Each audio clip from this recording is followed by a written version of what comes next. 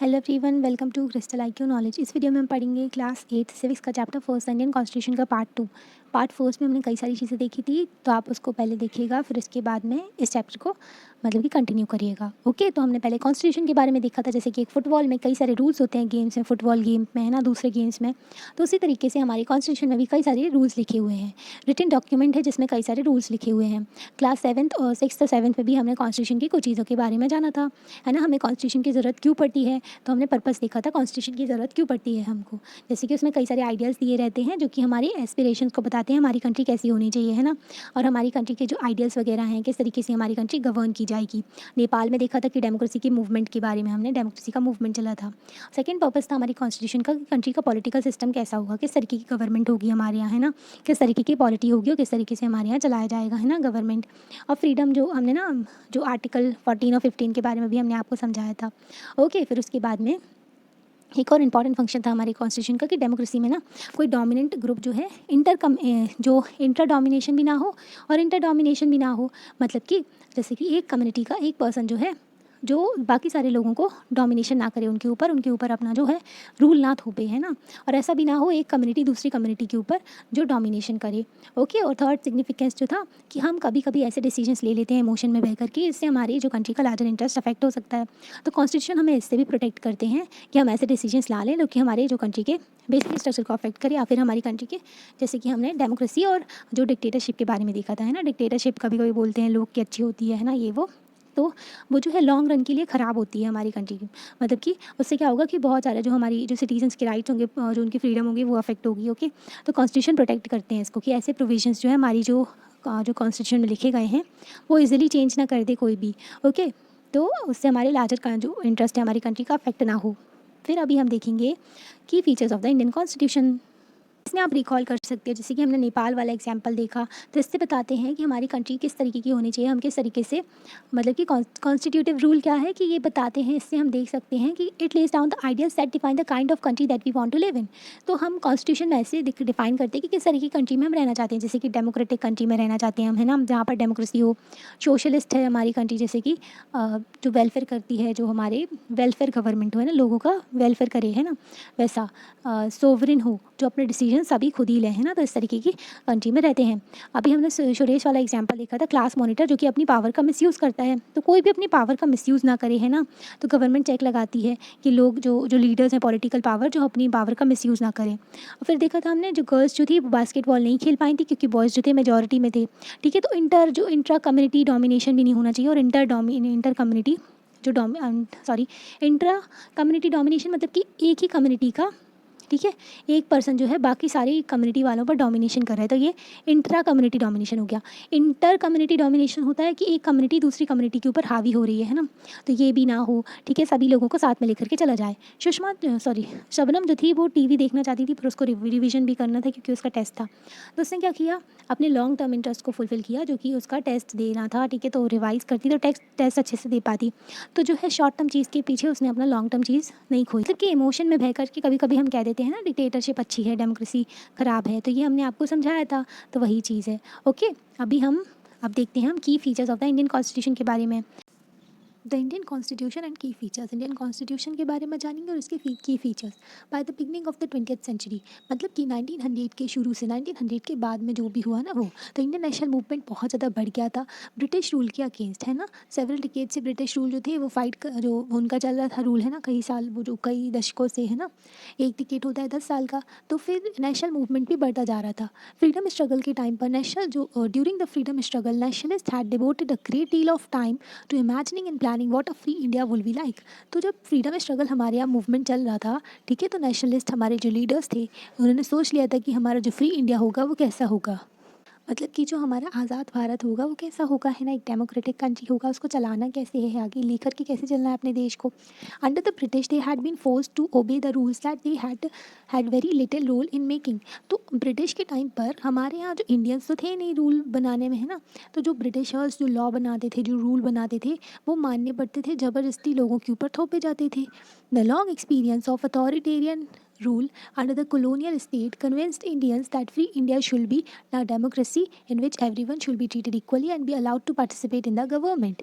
Okay, तो जब इतना ज़्यादा एक्सपीरियंस किया हमने अथॉरिटेरियन रूल, जिसमें जो गवर्नमेंट जो थी, ब्रिटिशर्स थे, अपनी मनमानी किया करते थे, अपने हिसाब से रूल बनाते, ब्रिटिशर्स अपनी मनमानी किया करते थे।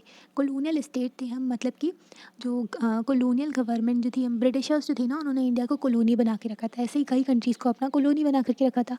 कॉलोनी को एक्सप्लॉयटेशन करते हैं वो, वहाँ पर ना अपना जो पूरा रिसोर्सेज ले जाते हैं, और बहुत सारा जो है अपना फ़ायदा देखते हैं ब्रिटिशर्स, है ना। हमारी इकनॉमी एकदम जो नीचे गिर रही थी, हमारे यहाँ अनएम्प्लॉयमेंट होती जा रही थी, और वो लोगों की ग्रोथ हो रही थी ब्रिटिशर्स की, है ना। इसलिए हम कॉलोनियल स्टेट थे, जहाँ पर अथॉरिटेरियन रूल था ब्रिटिशर्स का, मतलब कि अपना मनमानी किया करते थे वो।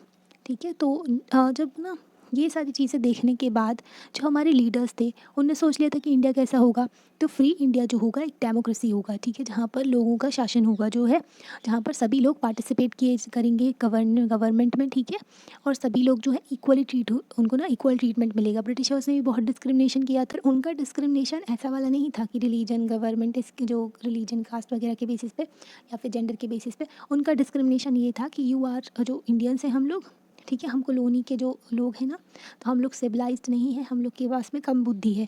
जो ब्रिटिशर्स हैं वो लोग ज़्यादा इंटेलिजेंट है, ठीक है, वो अपने आप को ऐसा समझते थे। What which what remained to be done then was to work out the ways in which a democratic government will be set up in India and the rules that will determine its functioning। तो क्या बचा था कि जो कि इस तरीके से हम डेमोक्रेटिक गवर्नमेंट को सेटअप करेंगे इंडिया, मतलब कि डेमोक्रेसी कैसे लेकर के आएंगे, गवर्नमेंट कैसे होगी, ठीक है, इंडिया में, और रूल्स भी बनाने पड़ेंगे ना कि किस तरीके से आगे चलनी चाहिए डेमोक्रेसी। वरना कई सारी कॉलोनीज आज़ाद हुई थी 1950s के बाद में, पर ये लोग है ना अपनी डेमोक्रेसी को कंटिन्यू नहीं कर पाए। जैसे कि पाकिस्तान को भी देख लो, वहाँ पर भी कई बार मिलिट्री रूल आया, म्यांमार में भी आता है, अफ्रीका में भी कई बार मिलिट्री आ जाती है पावर में। जो मिलिट्री वाले हैं वो लोग पावर ले लेते हैं, ठीक है, जो डेमोक्रेटिकली इलेक्टेड गवर्नमेंट होती है उसको हटा देते हैं, ठीक है। This was done not by one person but by a group of person, 300 people who became the member of the constituent assembly in 1946 and who met periodically for the next 3 years to write Indian constitution. अब हमारे यहाँ जो democratic government की functioning है ना, rules क्या होंगे हमारी कंट्री के लिए, है ना, तो ये सारी चीज़ें लिखी जाएंगी कॉन्स्टिट्यूशन में। और उस कॉन्स्टिट्यूशन बनाने के लिए कोई एक पर्सन नहीं था, वो कॉन्स्टिट्यूशन असेंबली, जो कॉन्स्टिट्यूंट असेंबली बनाई गई थी 300 लोगों की, जिसमें बहुत 300 लोग बैठे हुए थे कॉन्स्टिट्यूंट असेंबली में, ओके। उस कॉन्स्टिट्यूएंट असेंबली में हर सेक्शन ऑफ द सोसाइटी को रिप्रेजेंट किया गया था, है ना। तो वहाँ पर उन लोग ना 3 साल में कई बार मिले और फिर उन्होंने कॉन्स्टिट्यूशन को लिखा। अभी यहाँ पर देखो पिक्चर दी गई है कॉन्स्टिट्यूएंट असेंबली की ही। एक अलग सी यूनिटी देखने को मिली थी हमको कॉन्स्टिट्यूएंट असेंबली में।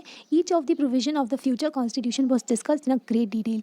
आपको ना नेट पर भी मिल जाएगा, जो डिबेट्स हुई थी ना वो सब रिकॉर्डिंग की गई थी, उनको लिखा भी गया था, ठीक है। तो हर प्रोविजन को, जो कॉन्स्टिट्यूशन में एक एक चीज़ लिखी हुई है ना, एक एक बात लिखी हुई है, उसको बहुत डिटेल में डिस्कस किया गया है। And there was a sincere effort to compromise and reach an agreement through consensus. तो वहाँ पर एफर्ट्स भी डाले गए हैं कि एक बात पर, एक मत पे लोग सहमत हो सके, और फिर एग्रीमेंट, जब जिस बात पर सभी लोग एग्री हो जाते थे उसको फिर आगे लेकर के चलते थे हमारे कॉन्स्टिट्यूशन में। The above photo shows Sardar Vallabhbhai Patel, a prominent member of the constituent. Sardar Vallabhbhai Patel जिन्होंने हमारी कंट्री को यूनाइट भी किया था, है ना। तो यहाँ पर उनकी पिक्चर दी गई है, ये वाली जो है, ठीक है, सरदार पटेल हैं ये, ओके। फिर इसके बाद में हम देखते हैं the members of the constituent assembly had a huge task before them. तो जो मेंबर्स थे कॉन्स्टिट्यूंट असेंबली के, उनके सामने बहुत बड़ा टास्क था, मतलब संविधान लिखना है देश का, जो कि आगे तक अपने देश को लेकर के चलेगा, है ना। देख लो 75 ईयर्स ऑफ इंडिपेंडेंस हो चुके हैं और हम वही संविधान को अभी भी फॉलो कर रहे हैं, क्योंकि वो इतना शानदार संविधान लिखा गया है ना। The country was made up of several different communities who spoke different languages, belong to different religions and had different distinct cultures, ठीक है। तो हमारी कंट्री में आप देखो तो एक हमारी कंट्री में कई सारी कम्युनिटीज़ हैं, बहुत ज़्यादा डाइवर्सिटी है, अलग अलग लैंग्वेज बोलने वाले लोग हैं, है ना, अलग अलग बोलियाँ हैं, ठीक है। और जो अलग अलग रिलीजन से बिलोंग करते हैं उनका कल्चर अलग है, उनकी प्रैक्टिसेस अलग है। Also when the constitution was being written, और जब कॉन्स्टिट्यूशन लिखा गया, India was going through a considerable turmoil. उस टाइम पर बहुत प्रॉब्लम भी चल रही थी हमारे यहाँ, ठीक है, पार्टीशन वगैरह भी हुआ था। जब हमारे यहाँ संविधान लिखा जा रहा था ना, उसके पीछे भी कई सारी प्रॉब्लम चल रही थी, पर हमारे कॉन्स्टिट्यूएंट जो असेंबली के मेम्बर्स थे वो अपना काम भी कर रहे थे। The partition of the country into India and Pakistan was imminent. Some of the princely states remained undecided about their future, and the socio-economic condition of the vast mass of people appeared dismal. मतलब ये जो partition हुआ था उस time पर, ठीक है, तो इंडिया और पाकिस्तान जो डिवाइड हुए थे, तो पाकिस्तान की वजह से बहुत सारी लड़ाई झगड़े भी हुए थे, है ना। बहुत ज़्यादा लोग डिस्प्लेस्ड हो चुके थे, है ना। और प्रिंसली स्टेट थे, मतलब कि जहाँ पर राजाओं का रूल चलता था। बहुत सारी जगह ऐसी थी, जैसे कि राजस्थान में आप देख लो कितने सारे राजा महाराजा हुआ करते थे, है ना, हैदराबाद में, और कई सारी जगहों पर राजा महाराजा होते थे नॉर्थ ईस्टर्न रीजन में, ठीक है। तो इनको भी इंडिया में मिलाना था, ठीक है, ताकि हमारा देश यूनाइट रह सके, है ना। तो इनको भी मिलाना था, तो ये काम कर रहे थे सरदार वल्लभ भाई पटेल। जो राजा वगैरह थे उनको उनको जो अपने अपने ना इंडिया में मिला रहे थे। मतलब वो भारत में ही तो थे ही, पर राजा महाराजा ना अपनी अथॉरिटी छोड़ना नहीं चाहते थे। वो ब्रिटिश के अंदर बड़े ऐश कर रहे थे, मतलब उनको पेंशन वगैरह मिल रही थी, एंजॉय कर रहे थे वो लाइफ को, है ना। तो वो क्यों चाहेंगे कि उनकी पावर चली जाए। ठीक है, वो डिसाइड भी नहीं कर पा रहे थे कि वो करें क्या, है ना। क्योंकि उनको लग रहा था अगर डेमोक्रेटिक गवर्नमेंट होगी तो हमारा रूल कहाँ जाएगा। ठीक है, हमको मज़ा कहाँ आएगा, फिर हमारे सामने कोई चिल्ले हिलाई नहीं करेगा। उन लोगों को ऐसा लग रहा था राजा महाराजाओं को कि उनकी पावर चली जाएगी। और सोशो इकोनॉमिक कंडीशन भी बहुत ख़राब थी हमारे यहाँ जो पीपल की ना, मतलब कि जो लोग थे ना, उनको ब्रिटिशर्स इतना ख़राब करके गए थे ना हमारे देश को, मतलब कि जो बोलते हैं ना सोने की चिड़िया के पर उतर दिए थे। मतलब कि बहुत ज़्यादा अनएम्प्लॉयमेंट थी, बहुत ज़्यादा गरीबी थी, है ना। लोगों के पास में काम नहीं था, वो लोग अपनी ज़िंदगी नहीं चला पा रहे थे, गरीबी में जी रहे थे। लोगों की कंडीशन ख़राब थी, हेल्थ सर्विसेज नहीं थी, तो बहुत सारी प्रॉब्लम चल रही थी। और सोसाइटी में भी झगड़े हो रहे थे क्योंकि पार्टीशन हुआ था, तो हिंदू मुस्लिम मेजर कम्युनिटीज़ की जो लड़ाइयाँ भी चल रही थी, लोग एक दूसरे को बर्दाश्त भी नहीं कर रहे थे। All of this issue played on the mind of the members of the constituent assembly as they drafted the constitution. जब ये कॉन्स्टिट्यूंट असेंबली में बैठ कर के मेंबर्स अपना कॉन्स्टिट्यूशन के बारे में लिख रहे थे, ठीक है, वो सोच रहे थे, डिबेट कर रहे थे, उस टाइम पर इनके दिमाग में ये सारी चीज़ें भी थी। They rose to the occasion and give this country a visionary document that reflect respect for maintaining diversity while preserving national unity. तो हमारे यहाँ ना कॉन्स्टिट्यूशन जो लिखा गया, तो उनके दिमाग में ये सारी चीज़ें थी, तो उन्होंने पहले से ही जो रिफ्लेक्ट करता है जो हमारा कॉन्स्टिट्यूशन था ना, ऐसा एक डॉक्यूमेंट बनाया उन्होंने जो कि हमारी डाइवर्सिटी की रिस्पेक्ट भी करता है और हमारी यूनिटी को भी लेकर के चलेगा, नेशनल यूनिटी को। इंडिया को एक indestructible union of destructible states कहते हैं। मतलब कि हमारा जो भारत है ना, उसके अंदर आप स्टेट को बड़ा कर दो, छोटा कर दो, जैसे कि मध्य प्रदेश है उसको छोटा भी कर सकते हो, बड़ा भी कर सकते हो, उत्तर प्रदेश को छोटा कर दो, बड़ा कर दो। पर जो इंडिया है उससे ना, उसको अलग नहीं कर सकते, मतलब उससे अलग नहीं हो सकते ये स्टेट। ठीक है, इसलिए इंडिस्ट्रक्टिबल यूनियन कहते हैं। ओके, तो ये नेशनल यूनिटी को दर्शाता है हमारी। The final document also reflect their concern for eradicating poverty through socio economic reform as well as emphasizing the crucial role that people can play in choosing their representative. जो हमारा final document जो बना constitution का, ठीक है, तो उसको ना वो बताता है और वो भी दिखाता है कि उनकी कंसर्न, उनकी जो चिंता है किसकी तरफ, ये पॉवर्टी को ख़त्म करना है सोशो इकोनॉमिक रिफॉर्म करके, जो कि ना क्रूशियल रोल होगा उसमें लोगों का भी, जो अपने रिप्रेजेंटेटिव चूज़ करेंगे। जैसे कि directive principles of state policy दिए गए हैं पार्ट 4 में कॉन्स्टिट्यूशन के। ठीक है, पार्ट 4 में directive principles of state policy दिए गए हैं। इसमें डायरेक्टिव्स दिए गए हैं कि गवर्नमेंट को वर्क करना है for the welfare of people. ठीक है, वेलफेयर ऑफ पीपल के लिए काम करना है। ठीक है, लोगों की भलाई के लिए काम करना है, सोशो इकोनॉमिक कंडीशन उनकी इंप्रूव करना है। फॉर एग्जाम्पल इनइक्वालिटीज़ को कम करना है। ठीक है, और जो न्यूट्रिशन पे ध्यान देना है लोगों की, और जो कंसंट्रेशन ऑफ वेल्थ ना हो सके, तो इस तरीके के काम करने हैं। और जो इसमें ये भी रिप्रेजेंट किया गया कॉन्स्टिट्यूशन में किस तरीके से लोगों का रोल होगा, जो रिप्रेजेंटेटिव अपने जो जो रिप्रेजेंटेटिव होंगे ना उनको चुनने में। अब देखो बाबा साहेब अम्बेडकर के बारे में दिया गया है। डॉक्टर अम्बेडकर, बाबा साहेब अम्बेडकर जो थे, doctor Ambedkar is known as the father of the Indian constitution. ये हमारे फादर कहे जाते हैं इंडियन कॉन्स्टिट्यूशन के।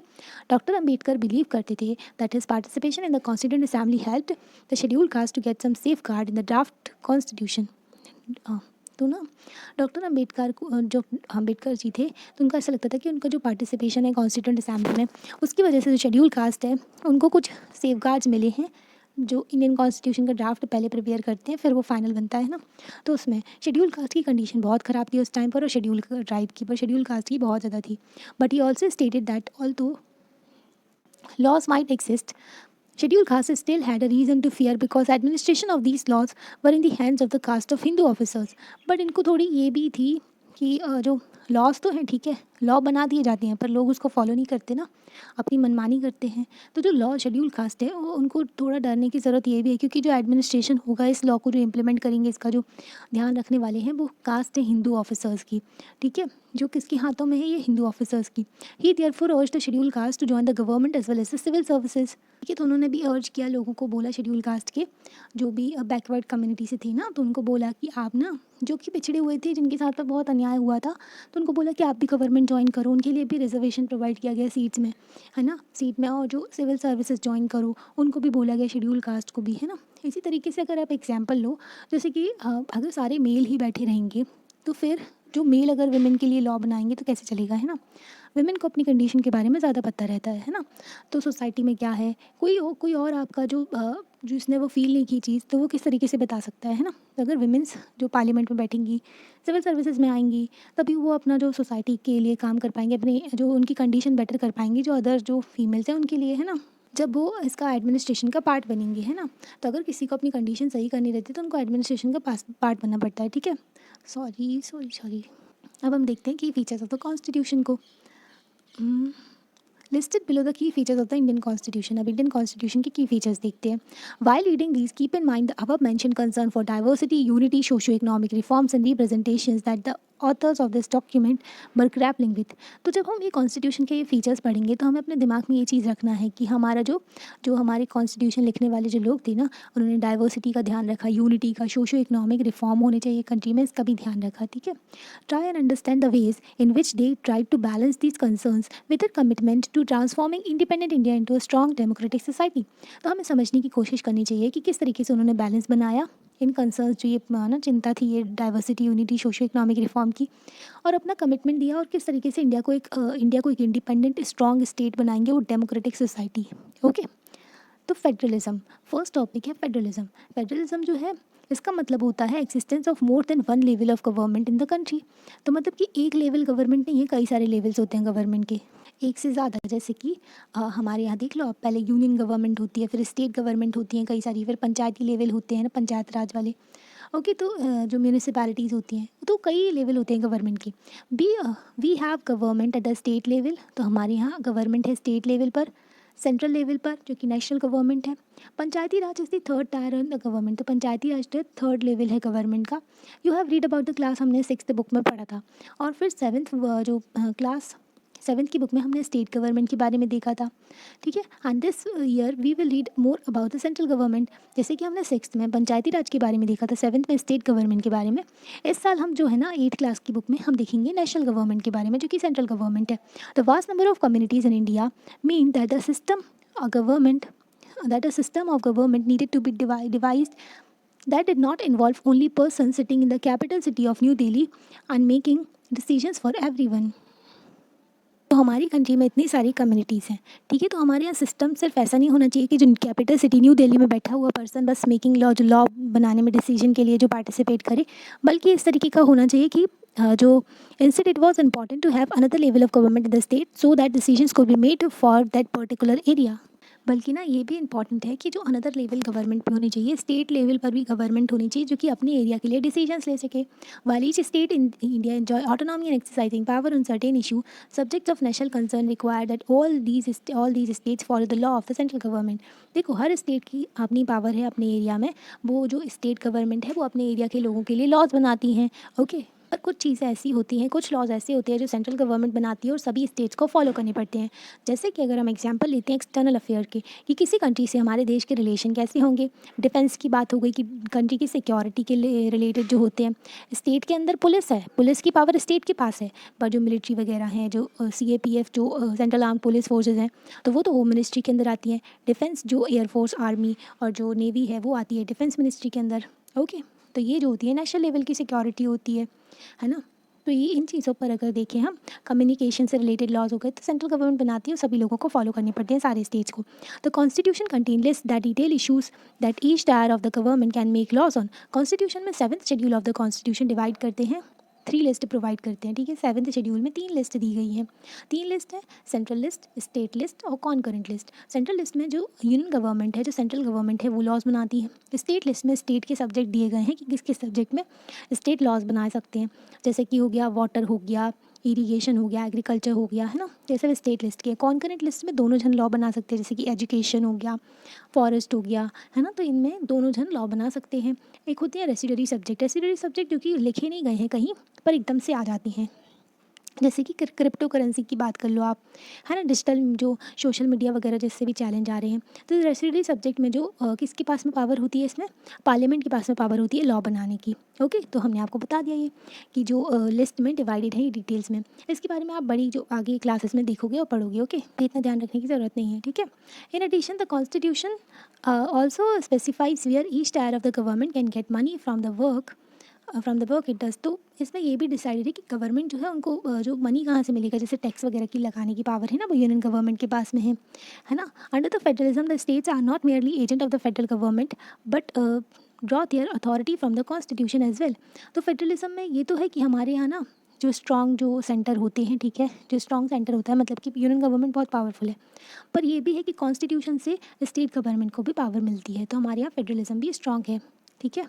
All persons in India are governed by laws and policies made by each of this level of government. तो जो भी तीनों लेवल की गवर्नमेंट की जो बनाती हैं, तो इंडियन सिटीजन्स जो है, हमारे यहाँ के जो लोग हैं, सारे लोग जो इंडिया के हैं, तो वो लोग तीनों जो गवर्नमेंट लॉज बनाती हैं तीनों लेवल की, वो सारे लॉज को फॉलो करते हैं। ओके, अब यहाँ पर क्या दिया है, When the Constituent Assembly adopted the principle of universal adult franchise, Sri E.K. Iyer, a member, remarked that this was done with the abundant faith in the common man, with the ultimate success of democratic rule, and in full belief that the introduction of democratic government on the basis of adult suffrage will bring enlightenment and promote well-being, the standard of life and the comfort, the decent living of the common man. तो ये जो है constitution assembly में बोला था, किसने, A K. Iyer ने बोला था। क्या बोला था इन्होंने, जब कॉन्स्टिट्यूएंट असेंबली ने यूनिवर्सल अडल्ट फ्रेंचाइज का प्रिंसिपल अडॉप्ट किया, तो ए के आयर ने क्या बोला, तो यूनिवर्सल अडल्ट फ्रेंचाइज मतलब कि सभी लोगों को वोट देने का अधिकार है, सभी अडल्ट मेंबर्स को। तो ये जो किया गया था, बहुत ज़्यादा भरोसा किया गया था कॉमन मैन के ऊपर, जो आम आदमी है उसके ऊपर, और अल्टीमेट सक्सेस होगा, इससे क्या होगा, डेमोक्रेटिक रूल का सक्सेस होगा। और लोगों पर भरोसा है कि एक जो इंट्रोडक्शन, जब ना ये बिलीव किया गया था, ऐसा ऐसा जो ट्रस्ट किया गया था कि जो ना इंट्रोडक्शन जो होगा डेमोक्रेटिक गवर्नमेंट का on the basis of adult franchise जो होगा, तो उससे लोगों में ना जो अच्छी उनका ना ज़िंदगी अच्छी होगी और स्टैंडर्ड ऑफ लिविंग अच्छा होगा, ठीक है, decent living of the common man होगा, मतलब कि उनकी ज़िंदगी अच्छी होगी अगर इनको वोट देने का अधिकार दिया जाएगा, है ना। वोट देने का अधिकार, तो उससे ज़िंदगी कैसे अच्छी होगी भला, है ना, क्योंकि हम अपने जो रिप्रेजेंटेटिव को खुद चुनेंगे, है ना, इसलिए। तो ये बताया गया यहाँ पर, parliamentary form of government, different tiers of government that you just read about consist of representative who are elected by the people. तो हमने देखा डिफरेंट टायर्स ऑफ गवर्नमेंट, मतलब कि यूनियन गवर्नमेंट होती है, फिर स्टेट गवर्नमेंट होती है, फिर लोकल गवर्नमेंट होती है ना, पंचायत एंड म्यूनिसिपैलिटीज़। तो यहाँ पर ना अलग अलग लेवल पे गवर्नमेंट होती है, जिनके जो रिप्रेजेंटेटिव होते हैं उनको कौन चूज़ करता है, उनको पीपल चूज़ करते हैं इलेक्शन के थ्रू। हमने क्लास 7 की बुक में कांता की स्टोरी देखी थी। कांता एक जो डोमेस्टिक हेल्पर थी, मतलब घर में काम किया करती थी, और वो जो वोट देने के लिए इलेक्शन में खड़ी हुई थी, है ना।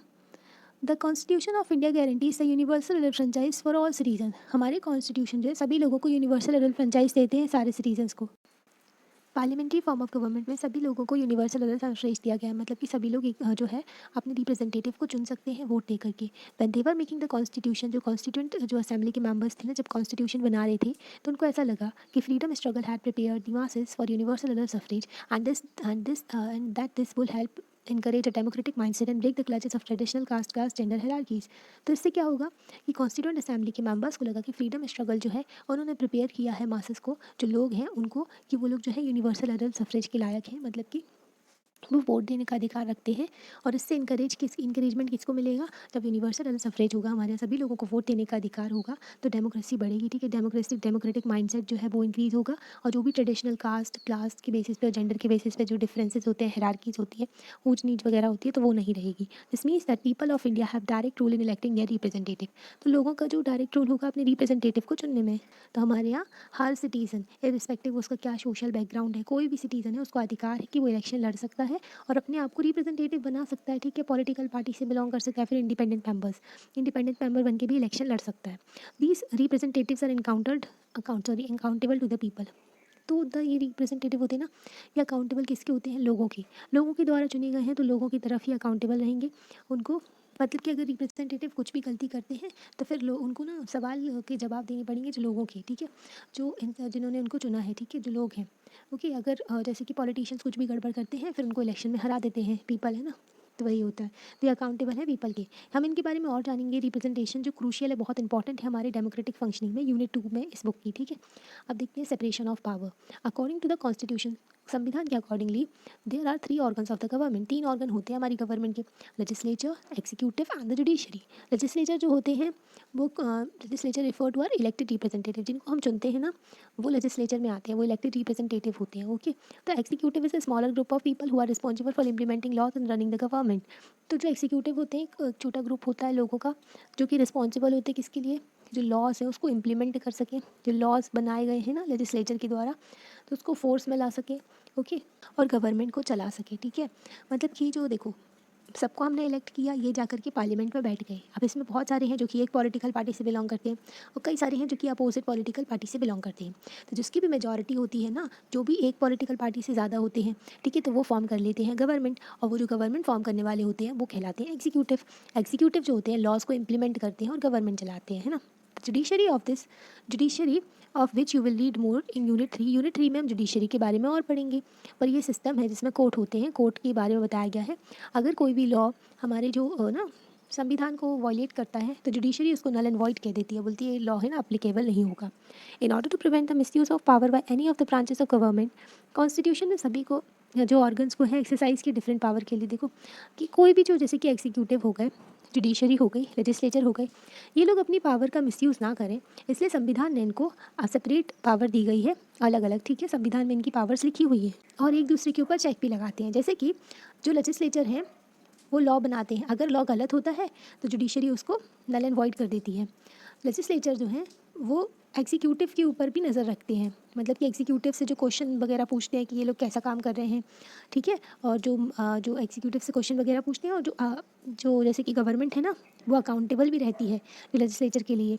ओके, तो ये होता है जैसे कि लोकसभा के लिए, लोकसभा में अगर गवर्नमेंट की मेजॉरिटी नहीं तो नो कॉन्फिडेंस मोशन आ जाता है, जिसके थ्रू गवर्नमेंट को हटा दिया जाता है। नो कॉन्फिडेंस मोशन मतलब कि अपोजिशन लेकर के आती है, वोट करती हैं वो लोग कि इनकी मेजॉरिटी है ही नहीं, गवर्नमेंट की मेजॉरिटी है रहती है ना, मतलब कि ज़्यादा लोग रहते हैं उनकी पॉलिटिकल पार्टी के सपोर्ट में, तभी वो लोग चला सकते हैं गवर्नमेंट। ओके, अब इसका भी नंबर्स होते हैं, इतना डिटेल में आप नहीं जा रहे अभी, ठीक है। जैसे कि लेजिस्लेचर की पावर देखी हमने, अभी जो एग्जीक्यूटिव लेजिस्लेचर का पार्टी होते हैं, तो ये लोग जो होते हैं ना जुडिशरी के ऊपर चेक बना करके रखते हैं। अगर किसी को जज को हटाना है तो इनका काम आएगा, ठीक है, इन दोनों का। पार्लियामेंट जो है वहाँ पर इम्पीचमेंट होता है, तभी जज को हटाया जाता है, प्रेसिडेंट अपॉइंट करते हैं जजेस को, तो ये लोग चेक बना करके रखते हैं एक दूसरे के ऊपर।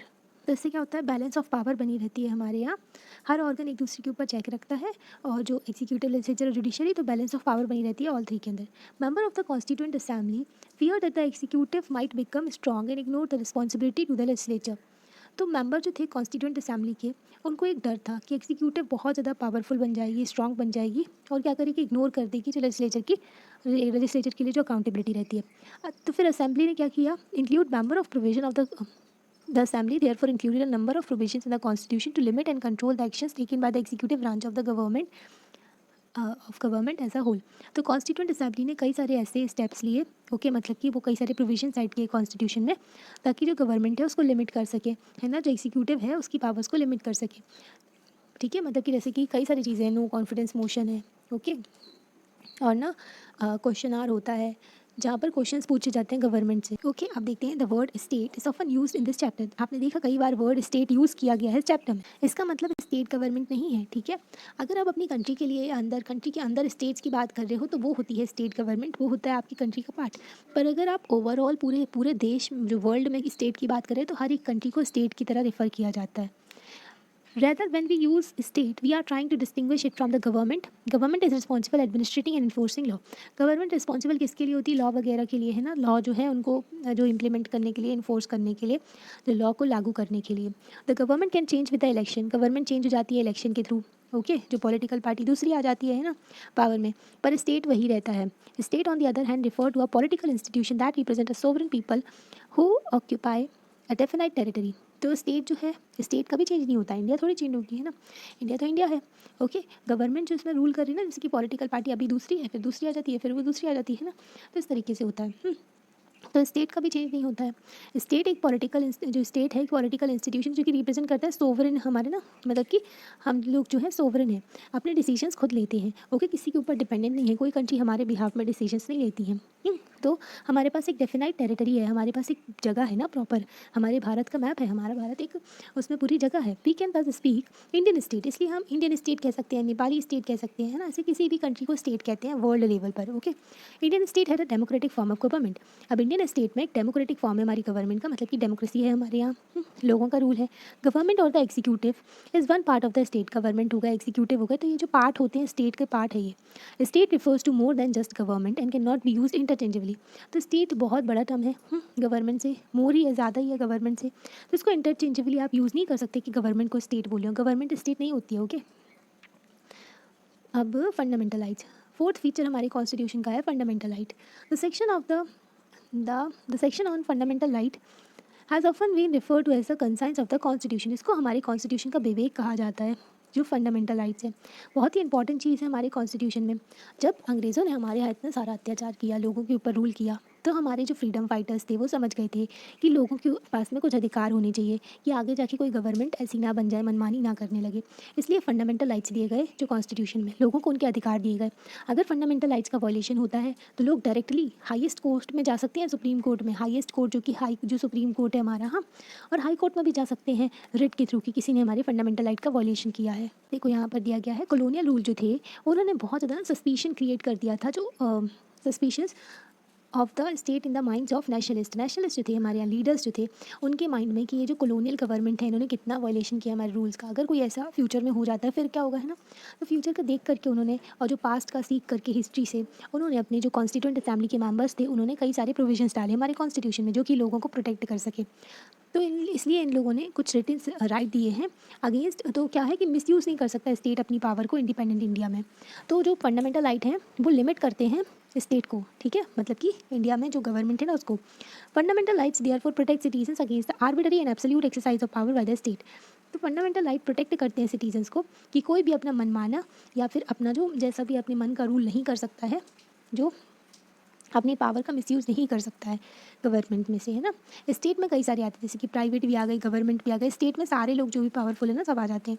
तो वो लोग जो है फंडामेंटल राइट का किसी का भी वॉयलेशन नहीं कर सकते। जो आर्टिकल 12 से लेकर 35 तक है, 12 to 35 आर्टिकल्स जो हैं कॉन्स्टिट्यूशन में पार्ट 3 में, तो ये जो है फंडामेंटल राइट के बारे में बोलते हैं। तो आर्टिकल 12 में डेफिनेशन दी गई है स्टेट की, ओके। तो कोई भी वॉयलेशन नहीं कर सकता है जो हमारी फंडामेंटल राइट का, और आर्बिटरी यूज़ नहीं कर सकता है पावर का, okay. The constitution thus guarantees the right of individuals against the state as well as against other individuals. जो हमारा संविधान है हमको राइट्स देते हैं इंडिविजुअल के अगेंस्ट भी और स्टेट के अगेंस्ट भी, मतलब कि कोई पर्सन भी हमारे राइट्स का वॉयलेशन नहीं कर सकता, एक इंसान भी, और चाहे कोई पूरा जो गवर्नमेंट है वो भी, या फिर कोई और जो प्राइवेट है वो भी नहीं कर सकते हमारे फंडामेंटल राइट्स का वॉयलेशन, है ना। उनके खिलाफ एक्शन लिया जाता है। Moreover the various minority communities also express the need for constitution to include rights that will protect their group. तो हमारे कॉन्स्टिट्यूशन में जो माइनॉरिटी कम्युनिटीज़ थी उनको भी लग रहा था, मतलब कि माइनॉरिटीज़ कम्युनिटीज़ थी, और उनको भी थोड़ा लग रहा था कि उन्होंने अपना जो एक्सप्रेस किया, अपनी उनको ज़रूरत है कि उनको भी प्रोटेक्ट करें, ऐसे राइट चाहिए उनको अपने ग्रुप को प्रोटेक्ट करने के लिए भी। तो कॉन्स्टिट्यूशन ने उनको गारंटी किए कुछ राइट्स माइनॉरिटीज़ को अगेंस्ट द मेजॉरिटी। माइनॉरिटी के लिए कई सारे राइट दिए गए, जैसे कि कल्चरल एंड एजुकेशनल राइट, वो अपने कल्चर को प्रोटेक्ट कर सकें, इसलिए उनको आर्टिकल 29 में राइट्स दिया गया। कोई भी सेक्शन जो है सोसाइटी का, अगर उनकी कोई भी जो कल्चर वगैरह को जो ना वैसा है, तो मतलब कि कोई कल्चर को उनको लगता है कि ये विलुप्त हो जाएगी, तो वो अपना प्रोटेक्ट कर सकते हैं। तो आर्टिकल 29 में दिया गया। 30 में जो माइनॉरिटीज़ के लिए राइट है कि वो अपना एजुकेशनल इंस्टीट्यूशन खोल सकते हैं, है ना, मतलब कि स्कूल वगैरह। As doctor Ambedkar had said these fundamental rights their object is to fold. तो फंडामेंटल राइट के दो ऑब्जेक्टिव बताए डॉक्टर अम्बेडकर जो कि हमारे यहाँ के फादर ऑफ द कॉन्स्टिट्यूशन है ना। The first objective is that every citizen must be in a position to claim those right. तो फर्स्ट ऑब्जेक्टिव है कि हर सिटीजन जो है, कोई भी जो इंसान है हमारी कंट्री का, तो वो अपने राइट्स को क्लेम कर सकता है। एंड सेकेंड ये है कि ये जो राइट्स है ये binding upon every authority that those got power to make laws. जो भी लॉ बनाने की पावर रखते हैं, कोई भी अथॉरिटी है, तो उनके ऊपर ये राइट्स बाइंडिंग है, उनको इन राइट्स का ध्यान रखना पड़ेगा, है ना। In addition to fundamental right, constitution ने एक और चीज़ प्रोवाइड की जो कि directive principles of state policy है। तो डायरेक्ट DPSP जो है पार्ट 4 में है, ठीक है, DPSP पार्ट 4 में है। इसमें क्या बताया गया है, इसमें ना कॉन्स्टिट्यूएंट असेंबली के मेंबर्स ने बताया कि जो गवर्नमेंट को क्या करना है, गवर्नमेंट को वेलफेयर ऑफ द पीपल के लिए काम करना है ना। वेलफेयर जो हो हमारी कंट्री में सभी लोगों को अच्छे से रखा जाए। कई सारे इसमें ड्यूटीज़ दी गई, मतलब कि जो गवर्नमेंट को बताया है कि आपको क्या करना है, okay. This section was design by the member of the constituent assembly to ensure greater social and economic reform, ताकि सोशल एंड इकोनॉमिक रिफॉर्म्स हो and serve as a guide to the independent India. ये directives हैं ये, ठीक है। Independent India को directives देते हैं कि आपको इस तरफ काम करना है, ऐसे लॉज बनाने हैं। एंड पॉलिसीज़ जो कि जो है पॉवर्टी को ख़त्म करें, है ना, पॉवर्टी को कम करे, ख़त्म करे, लोगों के न्यूट्रिशन का ध्यान रहे, इक्वल पे मिले इक्वल वर्क के लिए, जेंडर गैप ना हो, जो पेमेंट करने में वेजेस के, है ना, एक्सप्लॉयटेशन ना हो किसी को, राइट टू वर्क दिया गया है। मैटर्निटी रिलीफ के बारे में बात की गई है, ठीक है। डिसेबल पर्सन के बारे में भी बात की गई है इसमें। तो कई सारे प्रोविजंस हैं directive principles of state policy में। अब यहाँ पर आपके फंडामेंटल राइट्स दिए गए हैं, ये बहुत इंपॉर्टेंट है। एक नागरिक होने के जो अधिकार मिले हुए हैं आपको, वो आप क्लेम कर सकते हो कोर्ट में जा करके। कोई बाहर वाला जो है वो नहीं क्लेम कर सकता फंडामेंटल राइट, पर आप कर सकते हो क्योंकि आप सिटीजन ऑफ इंडिया हो, है ना। तो राइट टू इक्वालिटी आर्टिकल 14 से लेकर के 18 तक दिया गया है, ओके। 14 से लेकर के 18 तक।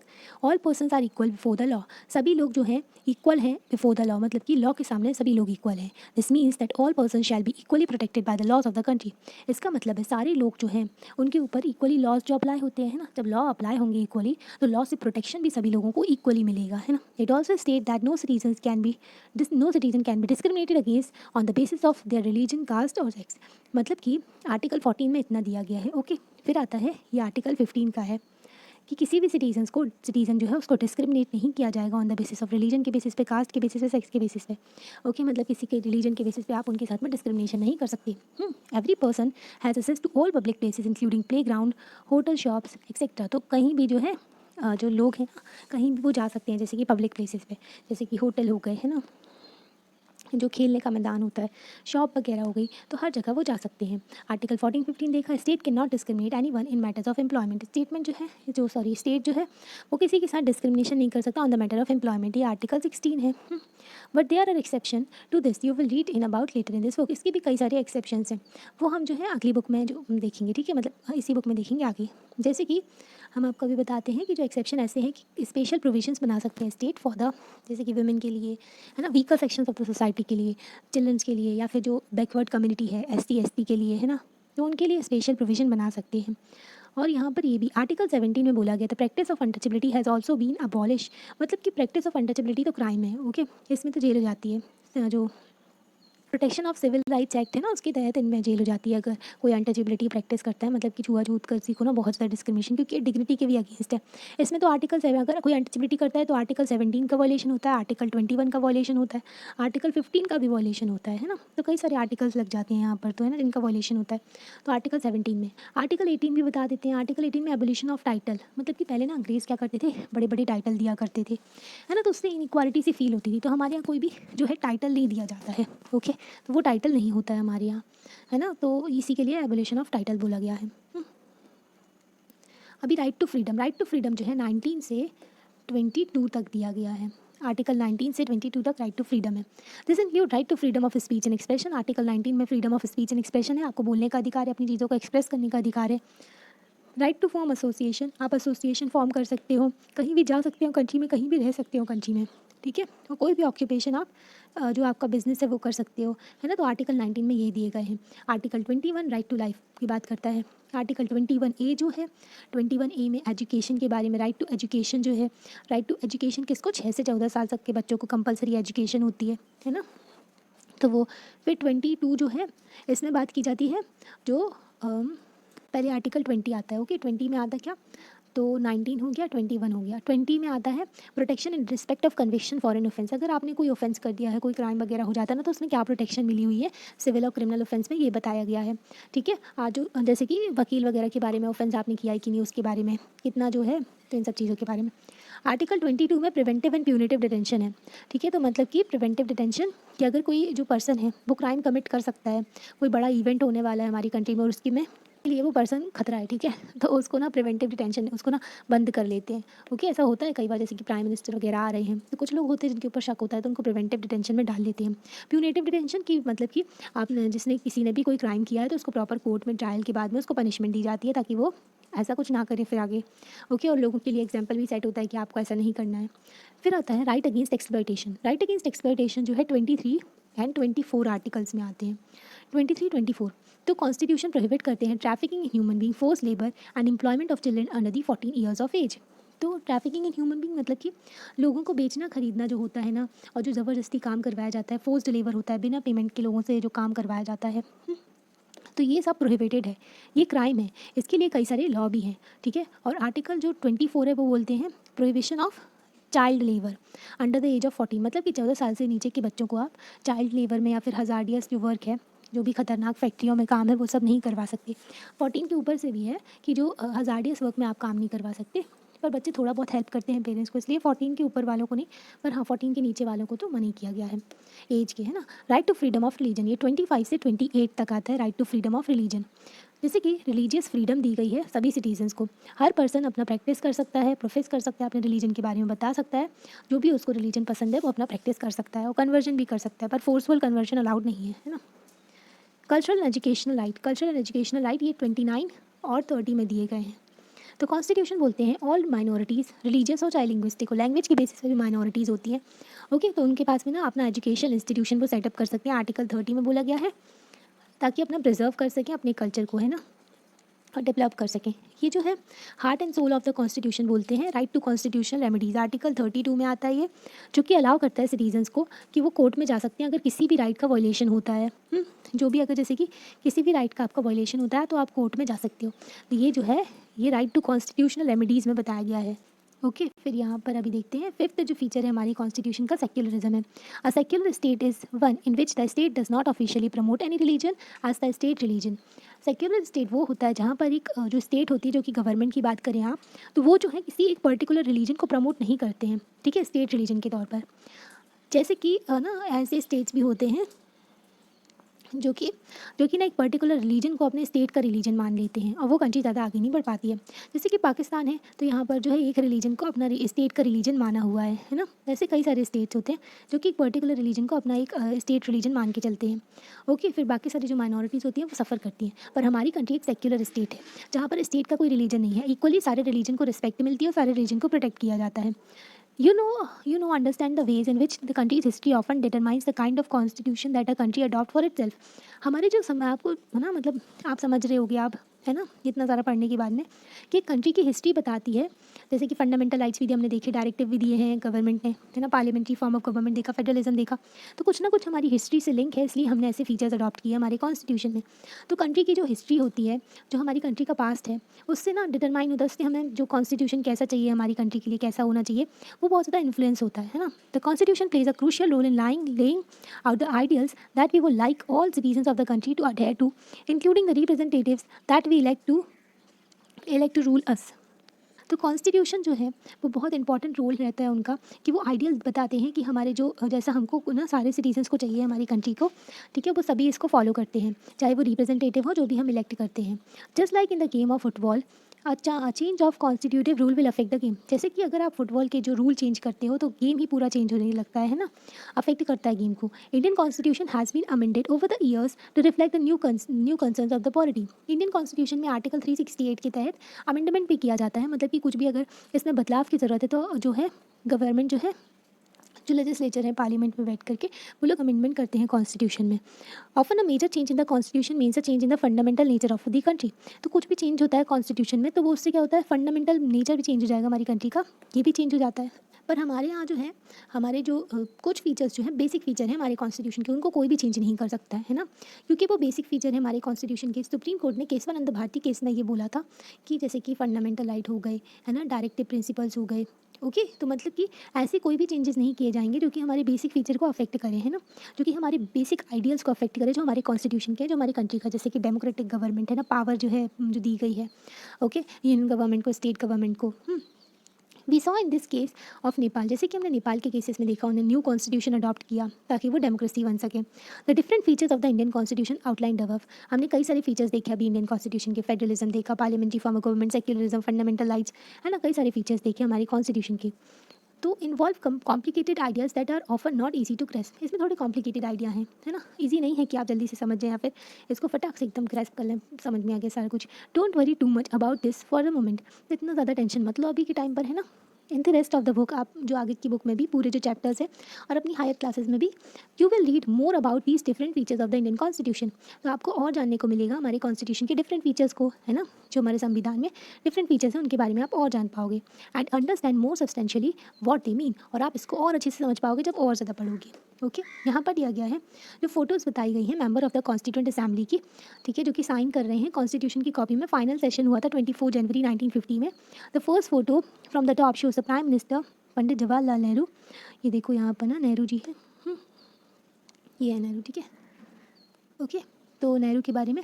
And second photo doctor Rajendra Prasad of the constituent assembly. Last वाली जो है तो उसमें जय रामदास दौलत राम की फ़ोटो दी गई है। Minister for food and agriculture राजकुमारी अमृत कौर की बताई गई है हेल्थ मिनिस्टर। डॉक्टर जॉन मेहताई जो कि फाइनेंस मिनिस्टर थे। सरदार वल्लभ भाई पटेल जो कि डिप्टी प्राइम मिनिस्टर थे। Behind him Shri Jagan Ram Reddy labour minister थे। तो इनकी पिक्चर्स दी गई हैं। सरदार पटेल हो गए, अमृत कौर हो गई हैं, जगन राम रेड्डी हो गए, सरदार पटेल हो गए, तो इनकी पिक्चर्स दी गई हैं। ओके, तो यहाँ पर हो गया chapter complete. The constitution also means the fundamental duties, sorry mentions. तो कॉन्स्टिट्यूशन में पार्ट 4A में फंडामेंटल ड्यूटीज़ दी गई हैं, मतलब कि सिटीजन्स की क्या ड्यूटी है। ओके, तो find out with the help of your teacher, आप अपनी टीचर के साथ में जो फंडामेंटल ड्यूटीज़ के बारे में जान सकते हैं और इंपॉर्टेंस देख सकते हैं इसकी कि क्या इंपॉर्टेंस है डेमोक्रेसी में ड्यूटीज़ की। ठीक है, मतलब कि ड्यूटीज़ दी गई हैं सिटीजन्स को कई सारी फॉलो करने के लिए, और आप इसमें जो ड्राइंग के थ्रू, पोएम के थ्रू, पिक्चर के थ्रू बना सकते हैं। तो फंडामेंटल ड्यूटीज़ के बारे में भी हम आपको थोड़ा कुछ बताते हैं। फंडामेंटल ड्यूटीज़ जो हैं ओरिजिनली हमारे कॉन्स्टिट्यूशन में नहीं दी गई थी, 42nd अमेंडमेंट किया गया था 1976 में, इसको संविधान में ऐड किया गया कि कुछ फंडामेंटल ड्यूटीज़ भी होनी चाहिए ताकि जो है लोगों को अपनी अधिकार तो पता है पर उनको पता होना चाहिए कि उनको अपनी कंट्री के प्रति कुछ ड्यूटीज़ भी हैं, जैसे कि अपने कॉन्स्टिट्यूशन की रिस्पेक्ट करना, अपने कॉन्स्टिट्यूशन के हिसाब से चलना, ओके, फ्लैग की रिस्पेक्ट करना, नेशनल एंथम की, नेशनल सॉन्ग की, ठीक है, और जो अपने फॉरेस्ट जो फ्लोरा फौना इन सबको प्रोटेक्ट करना है ना। तो ऐसी फंडामेंटल ड्यूटीज़ दी गई हैं हमारे संविधान में।